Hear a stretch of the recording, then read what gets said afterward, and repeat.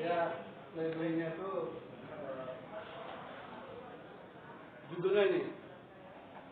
Bisa dibaca? Ketika pelaku menjadi pelapor.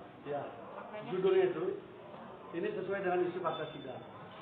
Jadi yang isinya nggak mungkin kita ungkap, hanya saya hanya jelaskan aja jumlah halamannya adalah 438 halaman, di mana ini kita urai dari semua fakta sidang, termasuk juga awal mula kasus ini masuk ke pengadilan. Artinya kita juga ungkap bagaimana adanya seprindik ada 3. Jadi kejanggalan dari awal kita ada sebutkan. Seprindik ada 3, P19 sampai 6 kali, padahal aturannya tidak begitu ya. 3 kali sudah harus di SP3 kasusnya, ini 6 kali kita ungkap juga sebagai prolog. Tetapi yang paling penting adalah dari fakta itu kesimpulannya ini. Kenapa? Karena kita ungkapkan juga fakta sidang soal chatting mesra daripada korban itu beberapa kali kepada terdakwa dan terdakwa tidak perlu merespon, kita ungkap. Surat juga yang menyatakan bersedia untuk menjadi istri terdakwa itu juga muncul. Jadi semua kita ungkap. Dan kami juga meminta kepada penuntut umum karena menghadirkan 2 peristiwa di dalam pidana ini untuk bisa membuktikan lebih terang. Khususnya misalnya peristiwa yang kedua. Peristiwa kedua itu kejadiannya kan pukul 2.30 dini hari. Pukul 2.30 dini hari di dakwaan itu sudah ketemu nama orangnya siapa-siapa yang terkait. Tetapi di sidang terakhir sampai tuntutan kemarin itu hilang semua. Lalu tiba-tiba saja si korban ini dari pondok langsung ke TKP itu yang jaraknya kalau naik mobil itu, naik kendaraan itu 30 sampai 45 menit itu tiba-tiba sudah ada di TKP. Kita minta untuk dijelaskan bagaimana caranya si korban bisa ke TKP pukul 2.30 dini hari di mana tempatnya sudah hilang. Karena di tuntutan hilang itu. Kenapa ini penting? Karena satu peristiwa itu gugur, maka dia pasal 65 nggak bisa dipakai. Jadi tuntutan sadisnya jaksa nggak bisa dipakai. Kita minta itu dihadirkan nanti direvisi, bisa nggak? Kalau nggak bisa itu otomatis gugur. Karena apa? Karena nama yang disebutkan membonceng dia itu sudah membantah. Orang yang ketemu dengan dia di lokasi juga membantah. Orang yang katanya melihat WA ancaman juga membantah. Jadi banyak sekali peristiwa fiktif yang dikaitkan itu seakan fakta. Tadi kami sudah ungkap juga. Sehingga memang bacaannya cukup panjang ya. Cukup panjang, tapi yang pasti ini bukan novel fiksi, ini fakta. Dan di sini juga dihadirkan pertarungan antara saksi testimoni itu dan saksi fakta.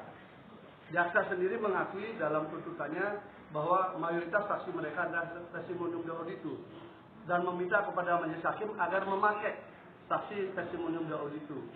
Padahal KUHP kita mengatur itu dilarang. Pelajaran hukum kita juga melarang itu dipakai, tapi JPU meminta itu dipakai. Dan kami hadirkan saksi fakta. Jadi saksi yang ada di lokasi, saksi yang melihat korban ketika ketemu dengan terdakwa, semua kita hadirkan di dalam pembelaan. Sehingga pertarungannya adalah apakah testimonium itu yang dimenangkan atau saksi fakta yang akan dimenangkan.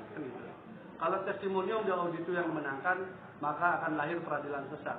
Dan itu akan bisa terjadi kepada semua orang. Tinggal sebutkan aja si A, nanti kita jadi 1, 2, 3, 4, 5 orang, cerita sama, dia bersaksi di situ walaupun tidak ada di lokasi. Maka itu dianggap kesaksian. Itu yang akan terjadi. Dan itu akan menuju peradilan yang sesat. Kami menolak saksi itu karena itu dianggap kesaksian. Itu yang akan terjadi. Dan itu akan menuju peradilan yang sesat. Kami menolak saksi itu karena itu melanggar asas-asas penegakan hukum dan keadilan. Kami ingin fakta sidang aja dipakai. Kami juga mengajak kepada jaksa penuntut umum jangan sekedar menjadi penuntut, karena jaksa itu juga penegak hukum, penegak keadilan, dia juga punya nurani untuk mengukur nuraninya. Karena itulah saya katakan tuntutan kemarin itu tuntutan yang sadis dan tidak berperi keadilan, tidak mengacu pada fakta sidang. Seandainya Bu Mia tadi hadir, mungkin dia bisa dengar ini. Bagaimana dia menuntut tinggi dengan gagahnya, hanya datang untuk menuntut, tapi tidak pernah mendengar hal seperti ini. Dia hanya mengandalkan laporan saja. Ini kan memalukan juga. Makanya judulnya spesial sekali, ketika pelapor menjadi pelapor. Karena faktanya itu, tidak ada korban pemerkosaan, kemudian di waktu yang beriringan dengan peristiwanya menyampaikan kata-kata chat cintaku, sayangku, mengirim puisi cinta, kemudian berbagai hal yang sifatnya merayu terdakwa. Itu ada semua dan kita lampirkan buktinya semua. Bukan menolak, kita hadirkan bukti-bukti yang ada.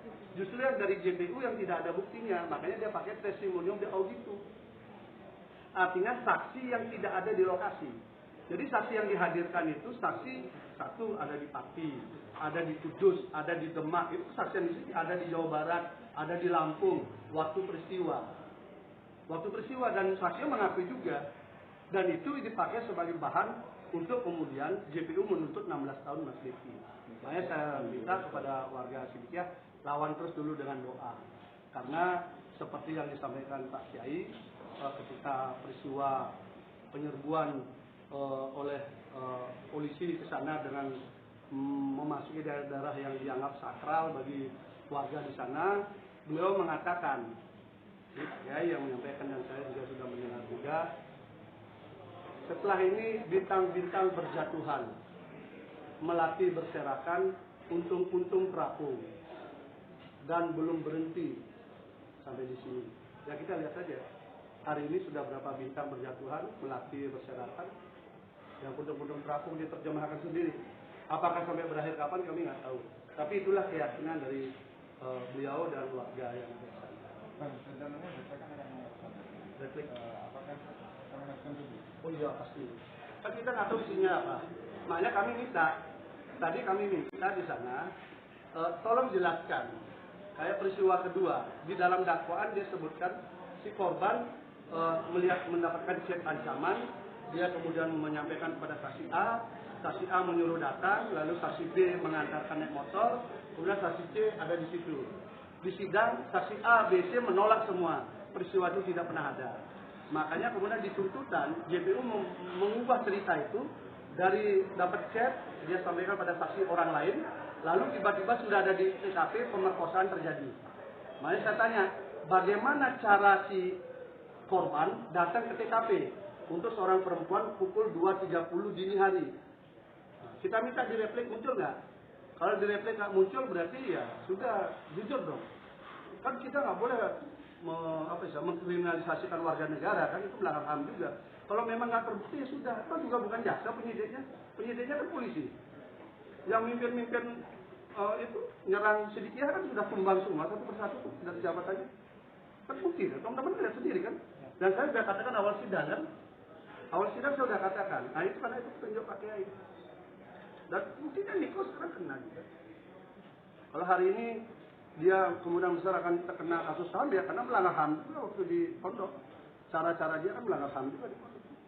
Wajar kalau Niko hari ini kemudian harus tumbang juga bintangnya. Loh iya kan? Ini urusan keyakinan. Kalau sekarang kemudian dipaksakan peradilan sesat, pasti akan dilawan dengan doa juga. Kuat-kuatan mana nanti kan begitu aja.